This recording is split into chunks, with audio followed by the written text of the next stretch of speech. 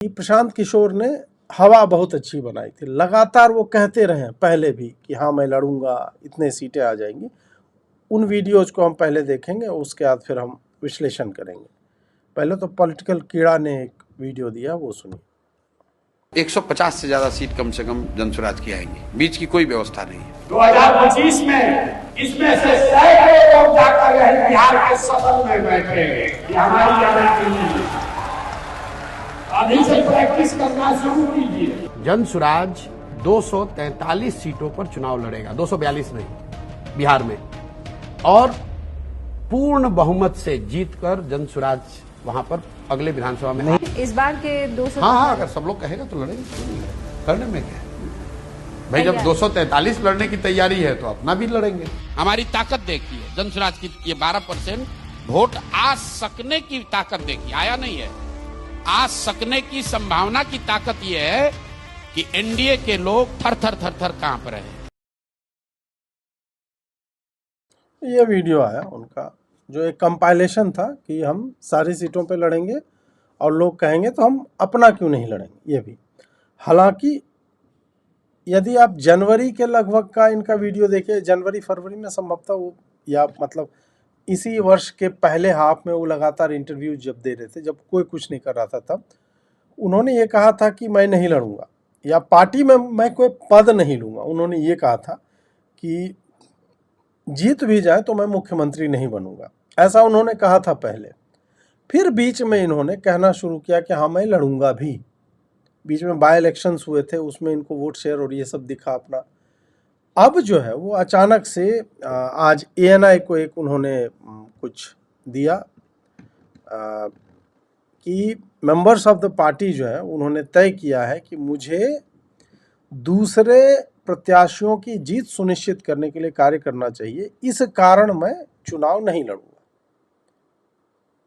बोल रहे हैं कि चुनाव यदि लड़ूंगा तो मेरा फोकस जो है अपनी ही सीट पे ज़्यादा हो जाएगा, बाकी लोग पे प्रभाव नहीं पड़ेगा, इस कारण से मैं ये चुनाव नहीं लड़ूंगा। अब ठीक है, ये उनकी पार्टी का निर्णय हो सकता है, ये उनका अपना निर्णय हो सकता है। इसको दो तरह से देखा जाए, एक कि ये सत्य बोल रहे हैं। सत्य यदि बोलना था तो पहले से भी बोल सकते थे, पहले से ये बताते कि हाँ भाई हम नहीं लड़ना चाहते हैं, जो भी है। अब इसका दूसरा जो इम्पैक्ट जो मुझे दिखता है कि क्या हो सकता है, हालांकि इस पे शिवम त्यागी ने एक ट्वीट किया है कि पूरा बिहार कह रहा है एक आदमी सिर्फ इसलिए चुनाव बिना लड़े भाग गया क्योंकि उसको बैंक बैलेंस दिखाना पड़ता, डिग्री बतानी पड़ती। सच है क्या? अब ये जो है, ये ट्वीट इस कारण से आया है कि जो दूसरे लोगों की डिग्री मांग रहे हैं प्रशांत किशोर, उनकी अपनी एजुकेशनल क्वालिफिकेशन क्या है इस पे वो कभी बात नहीं करना चाहते। लल्लन टॉप में उनसे संभवतः पूछा गया था कि आप कहाँ तक पढ़े हैं, आपकी डिग्री क्या है, तो वहाँ बोले छोड़िए न, मैं इधर गैप मार दिया उधर गैप मार दिया, क्या ये सब क्या पढ़ना। और वही अचानक से प्रशांत किशोर जो है डिग्री को लेकर के दूसरों को टारगेट कर रहे हैं। तुम्हारी डिग्री क्या है, 8वीं फेल हो, 9वीं फेल हो, इस तरह से सम्राट चौधरी को लेकर के उन्होंने बोला। उसके बाद उन्होंने किसी इंटरव्यू में कहीं पे हाफी डिफिट जो बोला है। अब जिनको नहीं पता, जो मॉक कर रहे हैं, उनको मैं बताना चाहता हूं कि बिहार में एफिडेविट को हर जगह, चूंकि ये शब्द थोड़ा सा कॉम्प्लेक्स हो जाता है हमारी भाषाओं के लिए, बोलियों के लिए, हाफी डिफी ही बोला जाता है, डिफिट भी नहीं, हाफी डिफी, एफिडेविट नहीं, हाफी डिफी बोला जाता है। लेकिन सम्राट चौधरी को, जो पढ़ा लिखा व्यक्ति है, उसको एफिडेविट तो बोलना आना चाहिए कम से कम। तो बोल रहे थे हम एफिडेविट पे लिख करके दे देंगे, ठीक है। प्रशांत किशोर अपनी बात क्यों नहीं करते हैं कि हम इतने क्वालिफाइड हैं, हम दुनिया जहान में फलाना फलाना जगह से पढ़ के आए, इस कारण मेरा विजन है? नहीं, प्रशांत किशोर को स्वयं को जो बेचा है, 2 लेवल पे बेचा है। बेचना मतलब बेचना उचित शब्द ने, नकारात्मक अर्थ मत लीजिए। बेचना मतलब मार्केट करना स्वयं को या स्वयं के पार्टी के विजन को, उस पर मैं बोल रहा हूँ। 2 लेयर पे चल रहा है। पहला लेयर है इनका होप, जो मैं लंबे समय से बिहार में बोल रहा है, किसी को भी सफल होना है या चर्चा में आना है they have to sell hope to Biharis कि हम ये बदल देंगे। बदलाव की बात मात्र करने से आपके पीछे एक एजुकेटेड युवा वर्ग जो है वो आ जाएगा, जो प्रशांत किशोर के साथ दिख रहा है। ठीक है, दूसरा लेयर इनका ये था कि मैं दिखूंगा वज्र देहाती टाइप, मैं बिहारी ही, मेरे कांख से पसीना निकल रहा है, बाल बिखरे हुए हैं, मैं जो है दाढ़ी नहीं बनाऊंगा, ऐसे करके।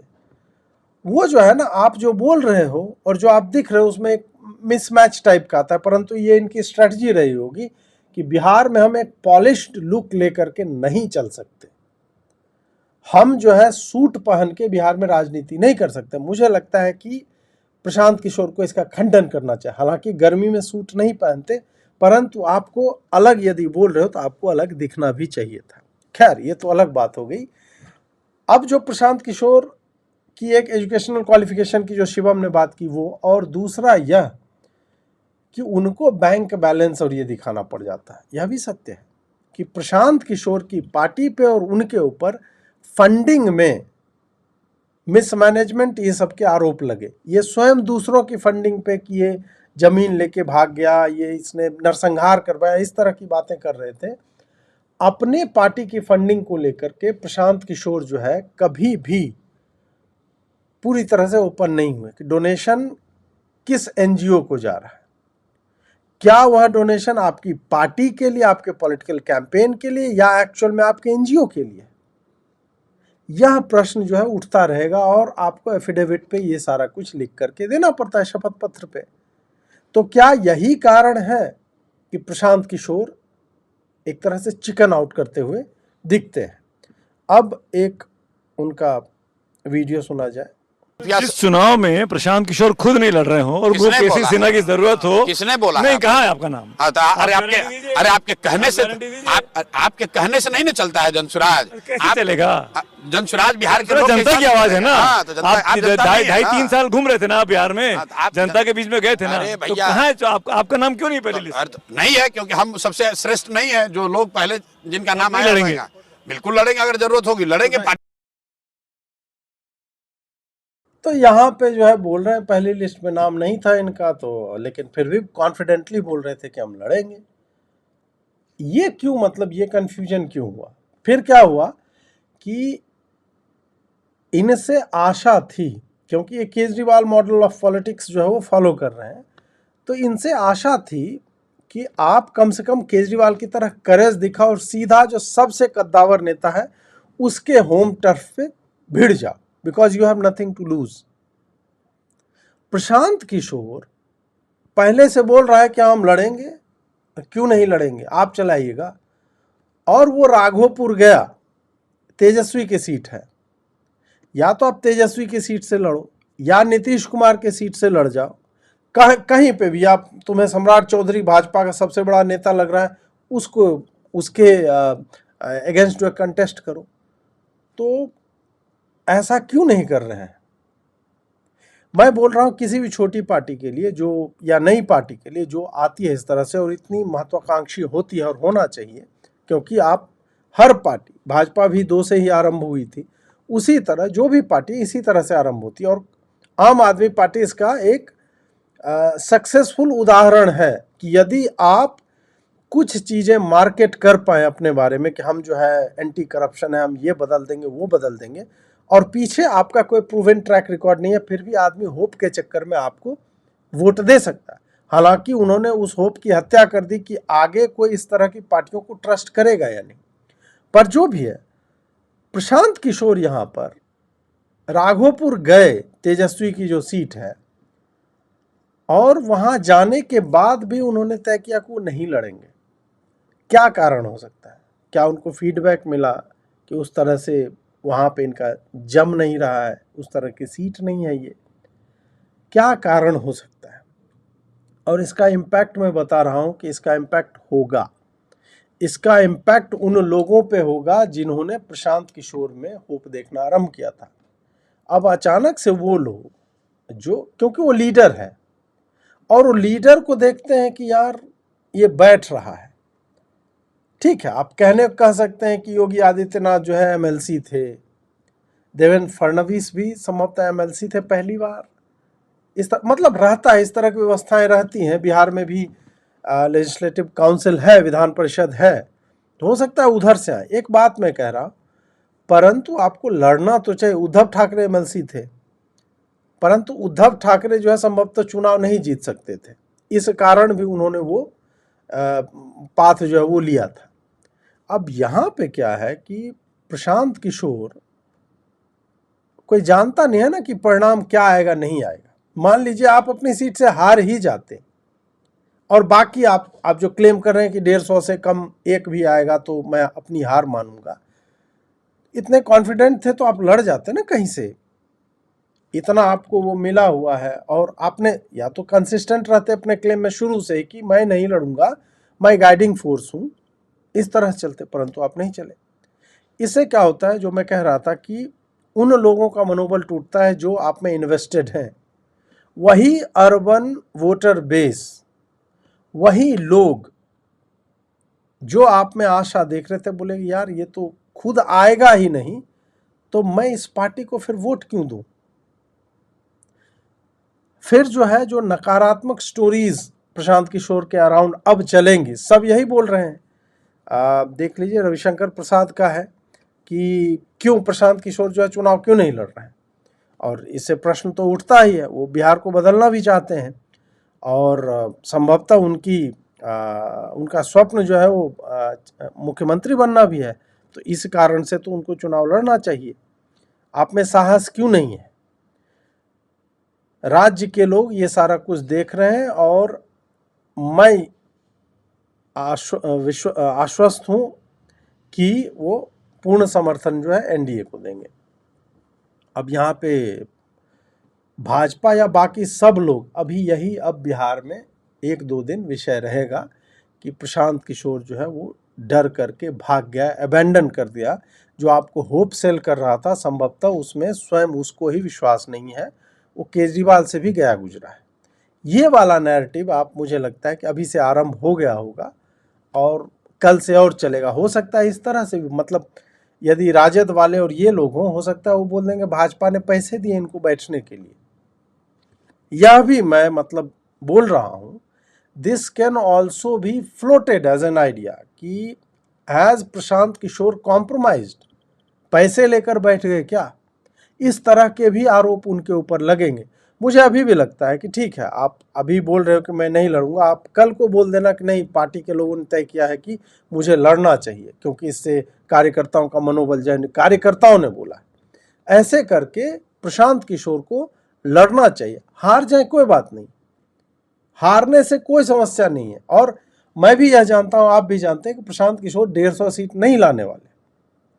वोट शेयर उनका कल तक मैं 10 मान के चल रहा हूं था, आज के इस डिसीजन के बाद उनका वोट शेयर जो है वो घटेगा ही, वो 5 से 7 के बीच में आ जाना है। इस कारण भी कि मनोबल लोगों का जो उनमें आस्था दिखा रहे हैं उसका सम्मान करते हुए he must fight election even if he loses. और उनको बोलना चाहिए कि हाँ ठीक है, ये सीख है, हम लड़ेंगे या जीत ही जाए, कौन जानता है। आप एक बढ़िया, जहाँ पे अर्बन वोटर्स हैं जो आप में विश्वास दिखा सकते हैं, you must fight this election and let's see what happens. हो सकता है कि जिस एक नई बयार की हम प्रतीक्षा में हैं बिहार वाले, हो सकता है प्रशांत किशोर दे ही दे, हालांकि मुझे विश्वास नहीं है, परंतु एक बार यदि आपने आरंभ कर दिया, 2 सीटें आ गई, आपको 5 सीटें आ गई, आप अगले चुनाव के लिए you can set your self up pretty beautifully. आप हर दिन चर्चा में रह सकते हैं। आप सेंसिबल बातें करोगे, बाकी हो सकता है कि वो ट्रेडिशनल जो एक पॉलिटिक्स बिहार में चलती है उसी पे लोग बातें करते रह जाएंगे।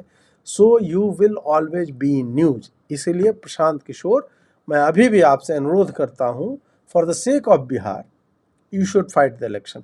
I don't believe in you, मुझे आप में विश्वास नहीं है, मुझे आप केजरीवाल नंबर 2 ही लगते हो, but still if you are true to your vision and true to your salt, you must fight this election.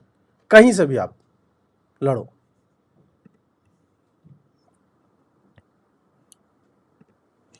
कोई मजबूत उम्मीदवार दिखना चाहिए जिसके साथ लड़ा जाए। तो तेजस्वी यादव भी हो सकते हैं। हाँ बिल्कुल, कहा मेरे साथियों ने भर दिया है फॉर्म मेरा राघवपुर से। हालांकि मैं राघोपुर अभी गया नहीं हूँ, बिद्दुपुर में पदयात्रा के दौरान गया था, लेकिन चूंकि वहाँ पीपा पुल वगैरह है तो पदयात्रा के दौरान जा नहीं पाया। लेकिन रोज राघोपुर से लोग आते हैं ये कहने के भैया आइए, अगर तय होगा तो, या नीतीश बाबू को अगर फिर से 25 से 30 बनना है तो एक बार लड़िए, इस बारे में फरिया लिया जाए हरनौत में।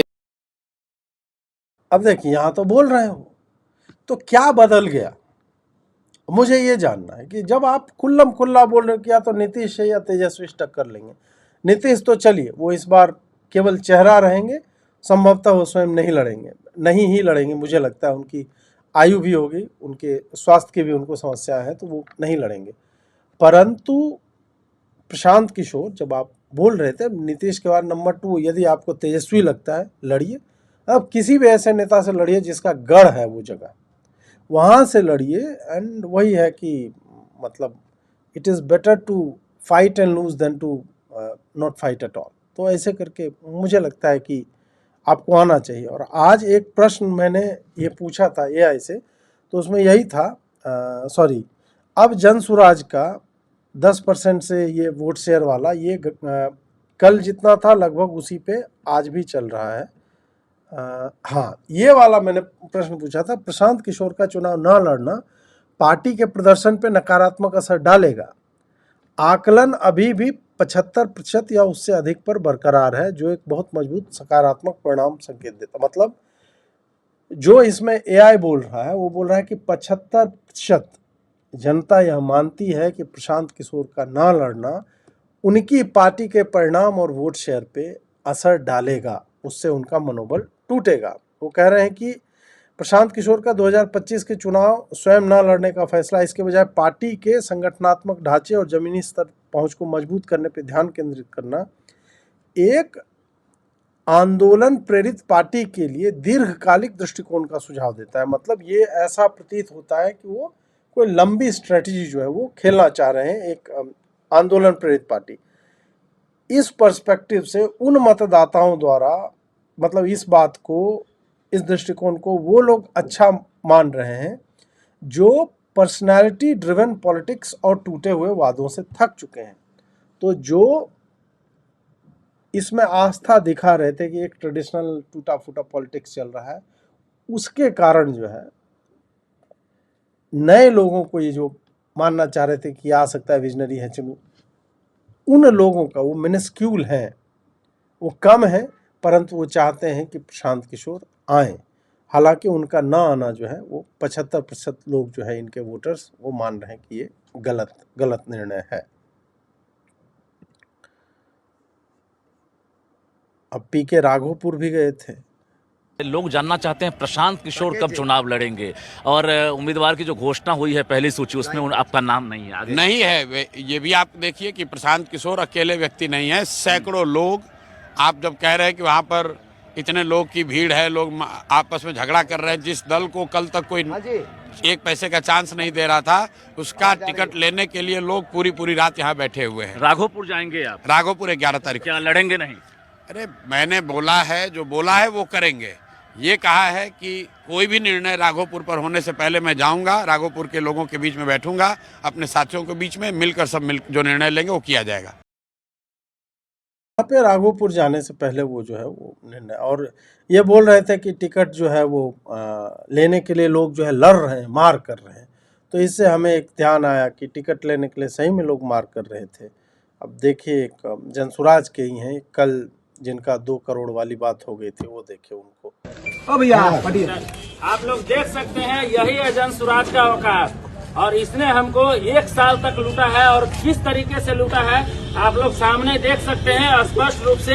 जो कि ये ढोंगी सरकार की जो बात कर रहे हैं, ये 20,000 रुपये का परिवार लाभ कार्ड दिया था, कैसे हम लोग इसको जला रहे हैं। और 1 साल तक मेरा जो खून पसीना का कमाया हुआ 50 लाख से ऊपर रुपया जो प्रशांत किशोर ने बहरूपिया का, जिसको नाम कह सकते हैं, बहरूपिया ने जो लुटवाया है और जिस तरीके से लुटवाया है, आज उसको जलाते हुए देख रहे हैं। इसमें मेरा फोटो भी लगा हुआ है, और इसको मैं परचेज करके खरीद के लाया हूँ, वो भी 105 रुपये का दिया था। ऐसा मेरे पास अभी कम से कम 5,000 पीस है, इसको भी मैं सामने से जला के दिखा रहा हूँ। नहीं रखना है जनसुराज को, और इस बहरूपिया की सरकार को भी नहीं रखना है। अब ये भाई साहब स्पष्ट रूप से बोल रहे हैं कि भाई और ये देखो यहाँ पे कितनी अच्छी मार्केटिंग टेक्निक है। अब ये इसमें तो you will have to give it to Prashant Kishor की हाउ ही मतलब पॉलिटिकल कैंपेन्स फंड कैसे की जाती है, ये सीखना चाहिए नई पार्टियों को कि भाई आप यदि इच्छुक हैं कि आपको टिकट मिले तो टिकट लेने के लिए 20,000 का ये फॉर्म आता है, आप जो है जमा कीजिए।